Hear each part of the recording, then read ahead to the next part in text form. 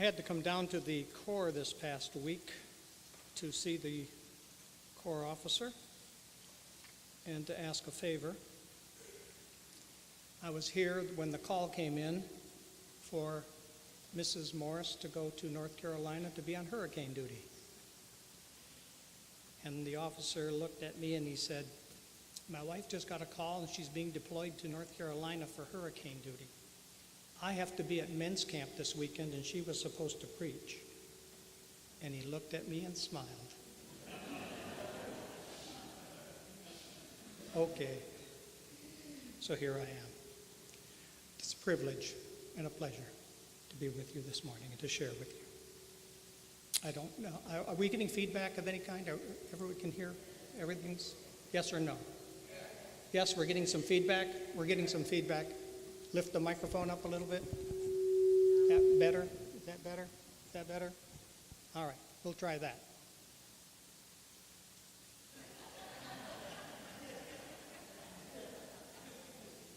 I don't know if you can read that sign. Autocorrect makes me say things I don't. Nintendo. Anybody know what Nintendo is? You do? Okay, some of you do. Some of you don't know. It's a video game. And everyone was asking Gary, is that really the title? Autocorrect weeds to be Fine-Tuna? Yes, that's really the title. I grew up in Michigan. Most of you know that. But my formative years were in Grand Rapids, Michigan. That's where I got most of my education growing up in elementary and middle school, etc. And it was through the Kent County School District that I was educated. And they had a way of teaching spelling. And it was by memory. And at the beginning of the week, they gave you a list of words. And you were to memorize how to spell them correctly. And then at the end of the week, they gave you a test on how you memorized these words correctly. Quite frankly, I am a very poor speller. I got a good memory, but I just am a poor speller. Now, my wife, Mary, grew up in Grand Haven, Michigan, in Ottawa County School District, where they taught phonics. She's a good speller. She also went to Asbury. And she's good. Did you know that in most of the schools today, most of the elementary schools, at least the ones that my grandkids go to, they do not teach phonics. They do not teach spelling. They do not teach cursive handwriting. In most of the basic, even the basic elementary schools today, they are using computers, they are using tablets, and they're texting. They're learning how to text. I can remember when we went to our appointment at territorial headquarters in Chicago, and we had a choice of phones, cell phones. Really, Mary didn't have a choice. I think she was just issued a BlackBerry. Remember those? And the BlackBerry phone had a keyboard on it. It looks like just like a typewriter.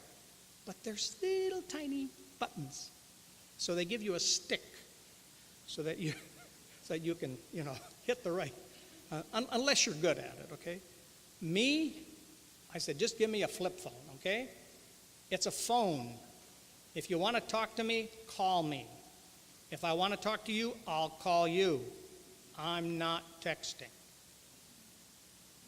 Until my two granddaughters in Omaha got cell phones, and they began to text Grandma and Grandpa. And if you want to keep up, so I've learned how to text.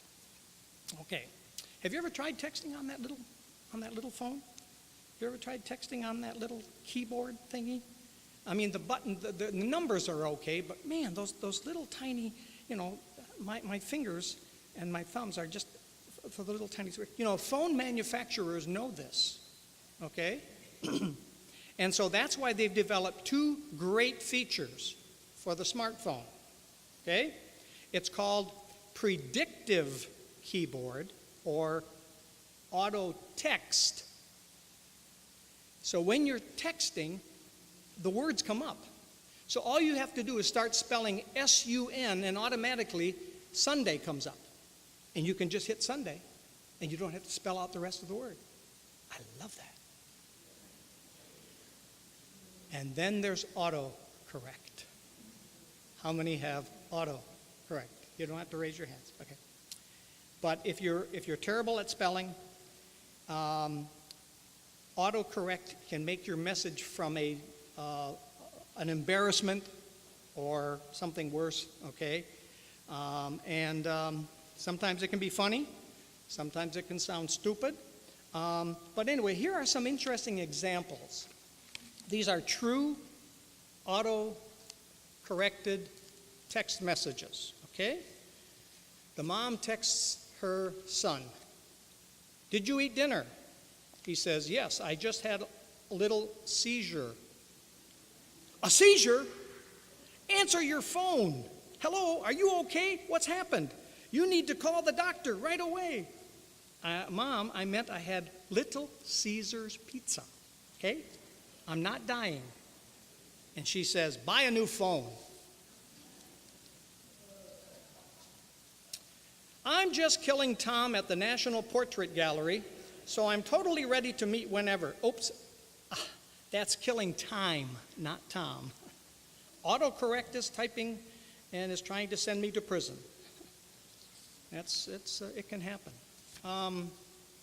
Emily texts, "Love you, baby, good night." And he texts back, "My love for you is strong. I would buy you a casket if I could." "Oh, no, a castle. I promise, I meant castle." Autocorrect, "Why do you have to ruin me?" Emily, hello? "Where's Granny? I thought she was going to be here for Thanksgiving." "Grandma is in the grave." "What grave? What are you saying?" "Oops, sorry." Garage, all right? Oh, autocorrect, okay. "Hey, bro, I hate to ask this, but could you spot me some cash?" "Hi.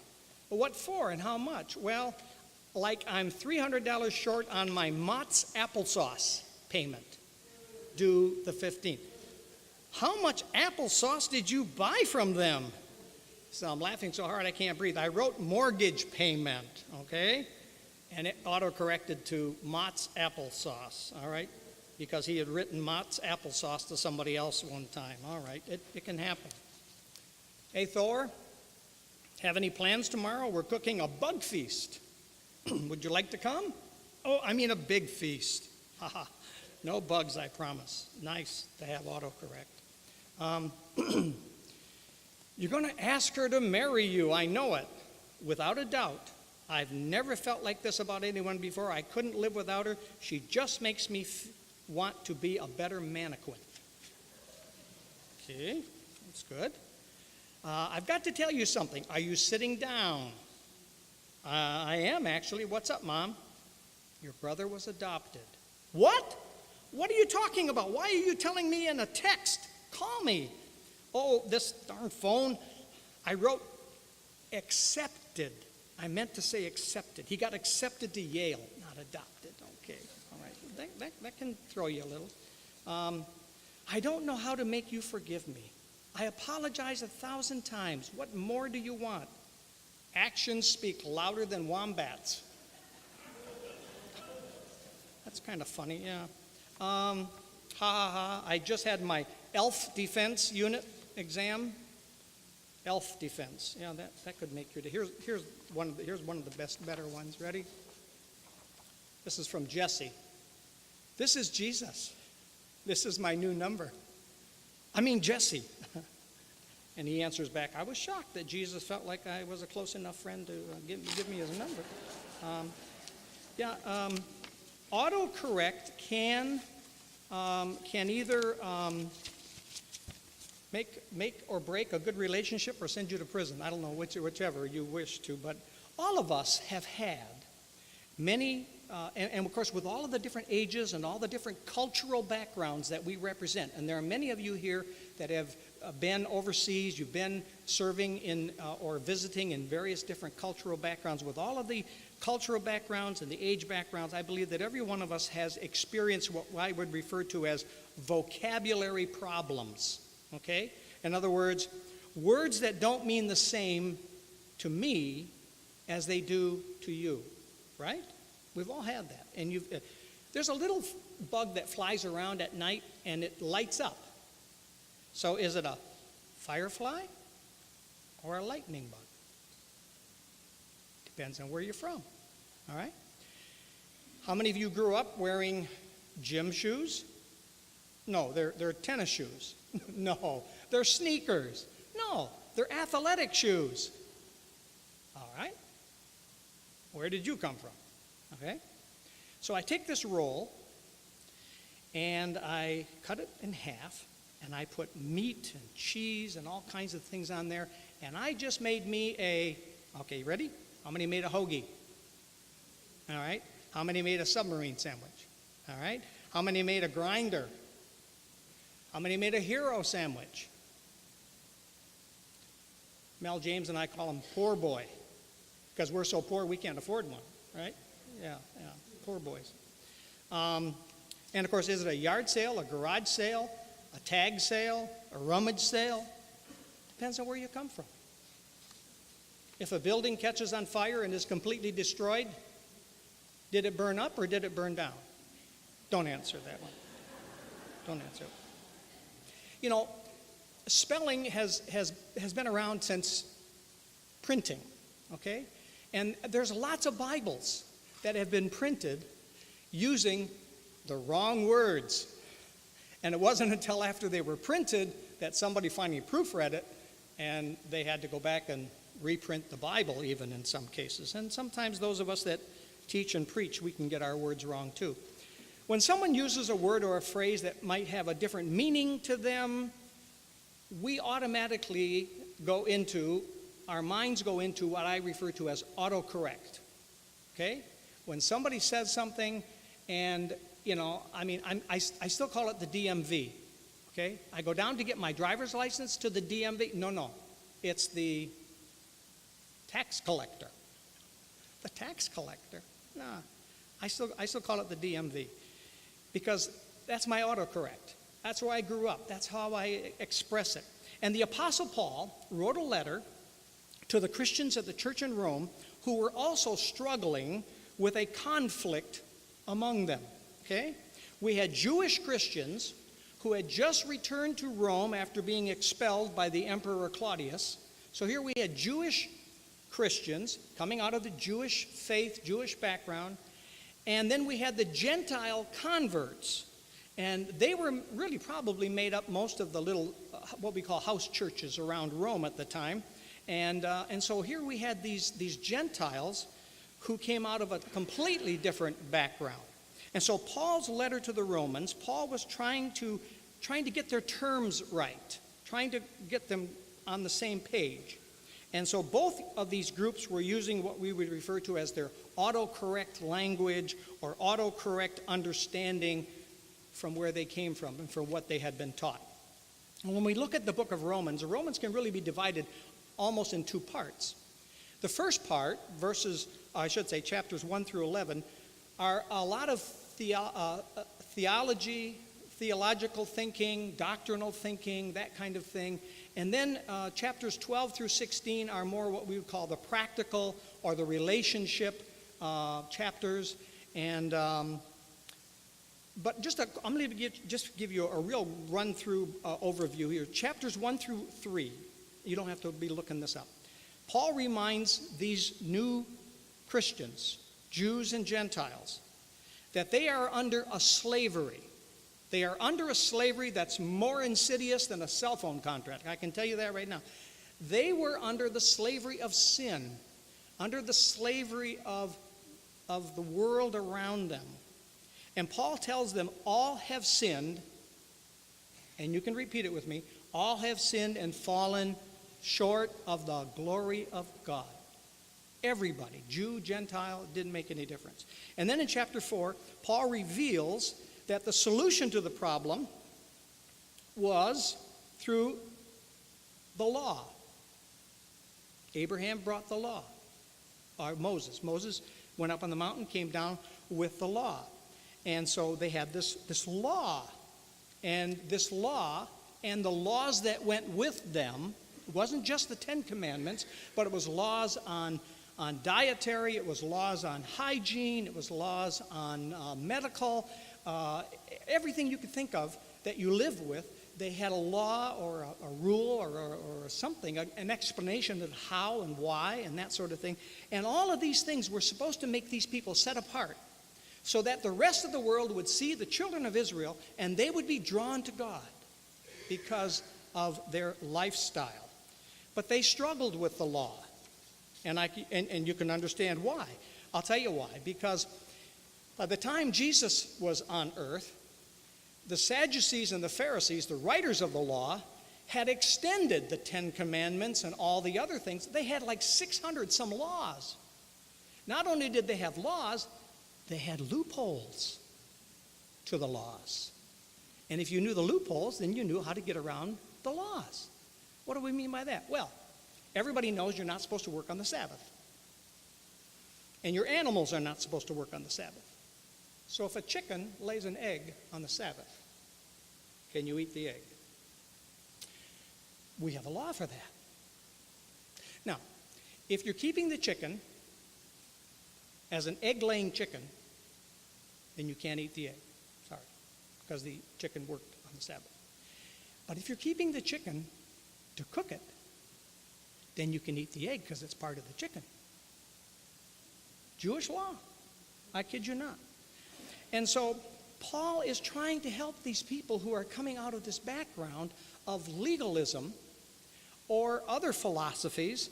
The Gentiles came out of Roman religions and Greek religions and Roman philosophy and Greek philosophy and Roman gods and Greek gods and social culture and social status. And so he was trying to get these people together to put them to focus on Jesus. To focus on Jesus Christ. And that brings us to chapter 10. And here, Paul's desire is that his fellow Israelites, these Jews who were stuck in the old language of law, that they might be saved through faith. Saved through faith. And if you have your Bible and you have chapter 10, it says, "Brothers, my heart's desire and prayer to God for the Israelites is that they may be saved." So he's hoping that his own fellow Jews are going to be saved, and of course that is by faith. And he begins to explain to them that it's God's covenant faithfulness. And as soon as he says that, autocorrect comes in, and they think law. God's covenant faithfulness, well, that's the law, because that's what Moses gave to us. Now, Paul never denied that we shouldn't be obedient, because God does require obedience, but it's obedience to a righteous faith, putting our complete trust in what God has done in and through Jesus Christ. Many of us know, and maybe there's some here who have come out of another religion, or have come out of another church, or maybe were indoctrinated into some other philosophy, teachings, rules, lifestyles, things that kind of have been ingrained in us from our childhood, and they tend to create in our hearts and in minds, it's kind of like an autocorrect, okay? I grew up with that. I grew up in a very strict household, religiously, where, we didn't do things on Sunday, okay? You didn't read the funny papers on Sunday. That's when they came out, but no, you had to wait. There were certain things you did and you didn't do. You didn't buy on Sunday. Now, I was fortunate in my day and age that none of the stores were open on Sunday, but restaurants were. But you didn't buy on Sunday. And then one day, it hit me as a little boy. We went to the Pantlin Hotel for the Mother's Day buffet, because it was Mother's Day. And Dad had to pay. Dad, if we don't buy on Sunday, how come we bought lunch for Mom? It's Mother's Day, and you'll find out later. Okay. But autocorrect makes me think every time I buy something on Sunday, Does anybody remember the TV sitcom from the 70s called Maude? Okay, all right. Beatrice Arthur, I think, was the actress. And she was a tall, kind of a raspy voice, overbearing, outspoken woman. And she had what they call a catchphrase in her show. And the catchphrase was, God is going to get you for that. God is going to get you for that. That did one of two things to the listeners and those who followed that show. If you grew up in that environment, it reinforced, God is going to get me. Okay? That's my thinking. And if you didn't grow up in that environment, then it was all a big joke. And it didn't matter anyway. Well, the word auto means self. And therefore, to autocorrect means to correct one's self.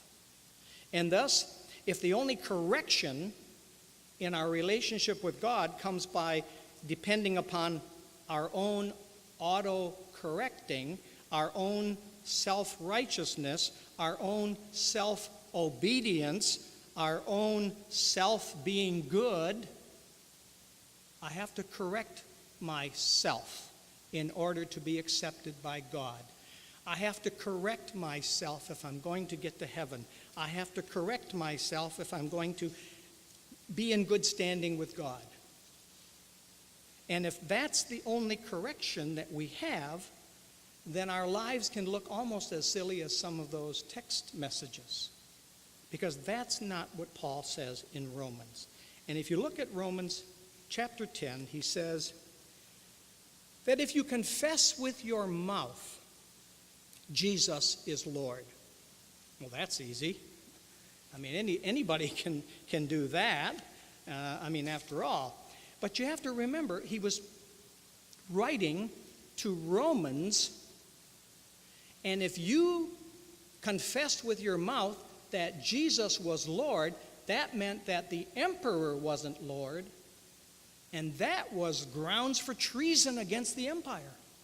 In fact, a lot of Christians lost their lives because they would not denounce Jesus as Lord.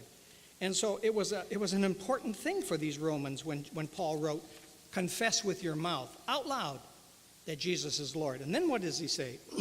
Believe in your heart that God raised him from the dead. And what? You will be saved. Confess with your mouth and believe with your heart. How many of you have confessed with your mouth? I'm not asking for a show of hands.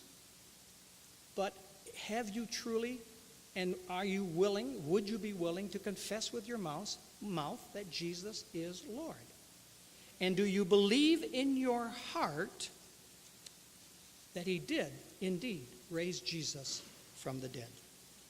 Paul does not want our lives to be auto-corrected. He wants them to be Christ-corrected. Christ-corrected. And we can be like Jesus. We can be like Jesus. There's a beautiful chorus. I think most of us know it. I'm going to ask John if he'd come and play it. To be like Jesus. This hope possesses me. In every thought, in every deed. This is my aim. This is my creed. But I've got some problems because I'm human. And I have a difficulty doing it on my own. And so the rest of the chorus says, his Spirit helping me, like him I'll be. I don't have to auto-correct myself. I can trust that God's Spirit is going to help me and going to help correct the things that need to be corrected in my life. And maybe there's somebody here today that just feels like there's something in their life that needs to be corrected. And you've been having a difficult time with it. This is the place. This is the time to let Jesus correct it, to let God correct it, to let his Holy Spirit correct your thinking, your attitudes, or anything else that you feel that needs to be corrected. And so as we sing this beautiful chorus, maybe there's someone that feels the need to come and pray. Let's sing together. To be like Jesus, this possesses me. In every thought and deed,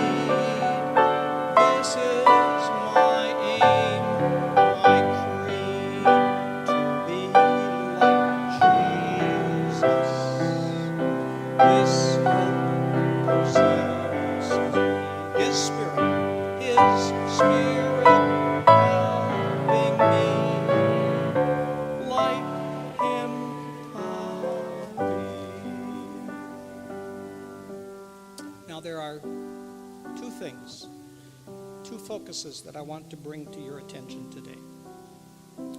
And that is, if you have confessed with your mouth and you truly believe in your heart that Jesus is Lord, then are you letting Christ correct? Are you letting the Spirit correct those things in your life that need to be corrected? I'm told that I can turn off autocorrect on my phone, but turning off the Jim correct in my heart sometimes is difficult, because sometimes I think I'm right, and God has to speak to me and say, Jim, okay, we need some correcting here.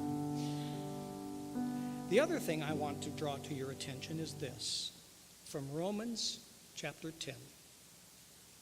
How then can they call on the one they have not believed in? And how can they believe in the one whom they have not heard? And how can they know about this one unless somebody texts them? Well, not exactly. How can they hear without somebody preaching to them, talking to them, sharing with them?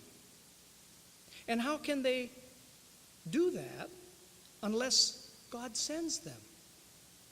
As it is written, I love this beautiful poetic line from Paul. How beautiful are the feet of those who bring good news. How beautiful are the feet of those who bring good news. How beautiful are the feet of those who teach Sunday school, who teach junior soldiers, who teach junior church, who teach the Corps Cadets. How beautiful are the feet who come down here on Tuesday nights and Wednesday nights and teach character building and teach music to these boys and girls that come. How beautiful are the feet of those who go to North Carolina and serve on an emergency canteen and serve meals in some high school cafeteria, or like Major Morris, go and bring spiritual comfort. How beautiful are the feet. How beautiful are the feet of those who go down to the social services and help do the intake for those who are coming for Christmas and they're seeking toys and things for their children because financially and economically they're going through a hard time. How beautiful are the feet who bring the good news. How beautiful are the feet of those who go out to seek those victims of trafficking and to tell them there's a way out of this.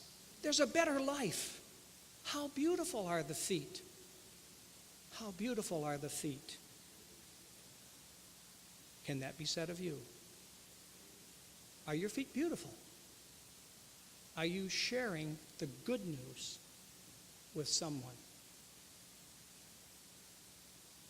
If you use your text phone, be careful, because it can get you into some trouble. And so it's all relational. It's all relational. Share the love of God. Share the truth of Jesus Christ. Confess with your mouth what you believe in your heart, so that not only you can be saved, others can be saved as well.